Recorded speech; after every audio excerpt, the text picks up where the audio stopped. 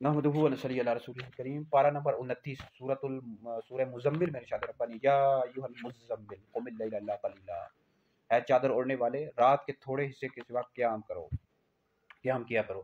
تو نبی کریم علیہ الصلوۃ والسلام ایک دفعہ چادر میں لپٹے ہوئے آرام فرما رہے تھے تو آپ کو ندا کی گئی یا ایھا المزمل قم اللیل الا قلیلا، رات کے تھوڑے حصے کے سوا قیام کیا کرو۔ تو نبی کریم علیہ الصلوۃ والسلام کے مختلف صفاتی نام ہیں۔ تو حضور علیہ الصلوۃ والسلام کا ایک جو صفاتی نام ہے مزمل ہے، اس کا مدثر ہے۔ تو حضور علیہ الصلوۃ والسلام کو اللہ رب العزت نے قرآن مجید میں آپ کو جو صفاتی نام ہے ان سے ندا کی گئی ہے، پکارا گیا ہے، ٹھیک ہے جی۔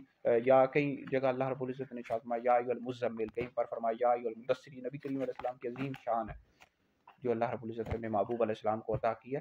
تو رات کو تھوڑے حصے کے سوا قیام کیا کرو۔ تو اس حوالے سے یاد رکھیے کہ نبی کریم علیہ السلام کی جو امت ہے اس پر تہجد کی نماز ہے، یہ فرض نہیں ہے، اس کی فرضیت منسوخ ہے، اور حضور علیہ الصلوۃ والسلام پر تہجد کی نماز فرض تھی۔ وَمِنَ اللَّيْلِ فَتَہَجَّدْ بِهِ نَافِلَةً لَكَ، یہ سورہ بنی اسرائیل میں ارشاد ربانی ہے۔